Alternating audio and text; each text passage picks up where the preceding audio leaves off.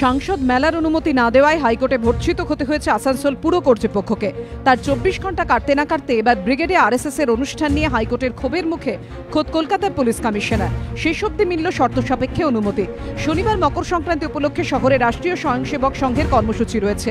প্রথমে খিদিরপুরের ভূকৈলাস ময়দানে কর্মসূচির জন্য অনুমতি চায় আরএসএস, তা খারিজ করে দেয় পুলিশ। এরপর ব্রিগেডে কর্মসূচির জন্য আবেদন জানালে সেনার অনুমতি মিললেও ছাড়পত্র দিতে চায়নি পুলিশ। হাইকোর্টের দ্বারস্থ হয় আরএসএস।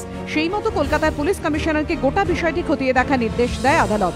যদিও কমিশনারের বদলে জয়েন্ট কমিশনার আরএসএস এর আবেদন খারিজ করে দেন, কিন্তু কমিশনারের বদলে কেন জয়েন্ট কমিশনার আবেদন খারিজ করলেন, এই নিয়ে ক্ষোভ প্রকাশ করে বিচারপতি জয়মাল্য বাগচি বলেন, ইচ্ছাকৃতভাবে আদালতের নির্দেশ অমান্য করেছেন কলকাতার পুলিশ কমিশনার। তার বিরুদ্ধে স্বতঃপ্রণোদিত হয়ে রুল জারি করল আদালত। একই সঙ্গে কমিশনারকে শোকজ করা হচ্ছে। কেন আদালতের নির্দেশ অমান্য করা হয়েছে 2 সপ্তাহের মধ্যে উত্তর দিতে হবে। মহামান্য বিচারপতি Joymalya Bagchi suo motu contempt rule issue করেছেন পুলিশ কমিশনের ওপর, রিটার্নেবল আফটার 2 উইকস, অ্যান্ড সভার জন্য শর্ত সাপেক্ষ পারমিশন দেওয়া হয়েছে। শুনানিতে সরকারি আইনজীবী বলেন, গঙ্গাসাগর মেলার জন্য পুলিশ কর্মীর অভাব রয়েছে। আরএসএস এর অনুষ্ঠানে এত সংখ্যক পুলিশ দেওয়া অসুবিধাজনক। পাল্টা বিচারপতির প্রশ্ন, পুজোতেও তো একাধিক জায়গায় প্রচুর জনসমাগম হয়, সেক্ষেত্রে কিভাবে সামলান? কোনো সদুত্তর দিতে পারেননি সরকারি আইনজীবী। Function will be held, but for court has imposed some conditions with regulating holding of the function. Meeting will be held. Yes, sir. Court has direct meeting held. We have to file an affidavit saying that conditions will be all right. সব পক্ষের বক্তব্য শুনে হাইকোর্টের নির্দেশ, শনিবার brigade parade গ্রাউন্ডে RSS এর কর্মসূচি হবে।